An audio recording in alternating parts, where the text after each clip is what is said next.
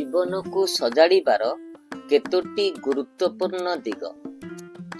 କାମନା ମଣିଷକୁ ରକ୍ତାକ୍ତ କରେ, ତଥାପି କାମନା ଛାଡ଼ିବା ମଣିଷ ପକ୍ଷେ ସମ୍ଭବ ନୁହେଁ।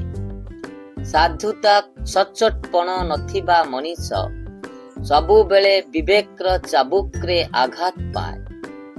ଯଦି କାହାଠାରୁ ପ୍ରତିହିଂସା ନବାର ଅଛି, ତେବେ ତାକୁ କ୍ଷମା କରିଦିଅ, କାରଣ କ୍ଷମାକୁ ମହତ୍ତର ପ୍ରତିହିଂସା କୁହାଯାଏ।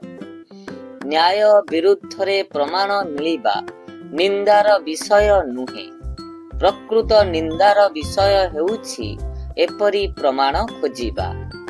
ଆଜି ମଣିଷ ନିଜ ସୁଖରେ ସୁଖୀ ନୁହେଁ, ବରଂ ଅନ୍ୟର ସୁଖରେ ଦୁଃଖୀ, ଯାହା ବେଶ୍ ଯନ୍ତ୍ରଣାଦାୟକ। କାହା ଓଠରେ ହସ ଦେଖି ଖୁସି ହେଉଥିବା ବ୍ୟକ୍ତି ଦୁନିଆର ସବୁଠୁ ସୁଖୀ ମଣିଷ ଅଟେ। ଧନ୍ୟବାଦ।